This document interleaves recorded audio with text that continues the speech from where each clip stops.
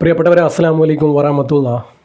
വളരെ ഞെട്ടിക്കുന്ന ഒരു വാർത്തയാണ് കേൾക്കാനിടയായത്. ഓൺലൈൻ ഗെയിമിന് തോറ്റതിന് കൊച്ചിയിൽ 14 വയസ്സുകാരൻ ജീവനൊടുക്കി.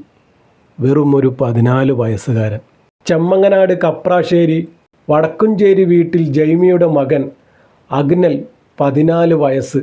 ഓൺലൈൻ ഗെയിമിലെ തോൽവിയാണ് ആത്മഹത്യയിലേക്ക് നയിച്ചതെന്ന് സൂചന. ഫാനിൽ തൂങ്ങി മരിച്ച നിലയിലാണ് മൃതദേഹം കാണാനിടയായത്. വെള്ളിയാഴ്ച വൈകിട്ട് സ്കൂളിൽ നിന്നും വീട്ടിലെത്തി ഭക്ഷണം കഴിഞ്ഞ് മുറിയിലേക്ക് പോയ ശേഷമായിരുന്നു സംഭവം. വാതിൽ തുറക്കാതിരുന്നതോടെ ചവിട്ടി തുറക്കുകയായിരുന്നു. മുറി തുറന്നപ്പോഴാണ് കുട്ടിയെ തൂങ്ങിയ നിലയിൽ കണ്ടെത്തിയത്.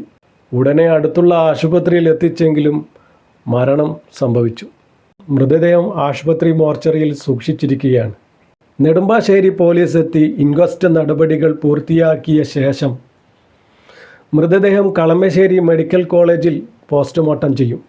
വൈകിട്ട് 4-ന് കപ്രാശ്ശേരി ലിറ്റിൽ ഫ്ലവർ പള്ളി സെമിത്തേരിയിൽ സംസ്കരിക്കും.